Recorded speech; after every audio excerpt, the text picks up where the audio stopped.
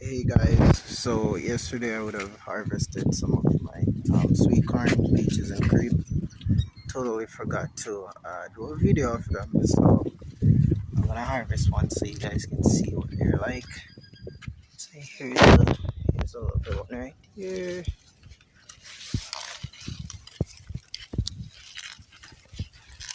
I think growing corns is in containers is a lot more challenging when you don't have water.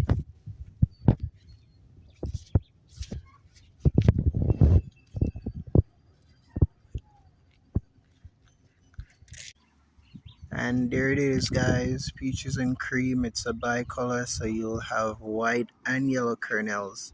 It's filled right to the top. Wonderful.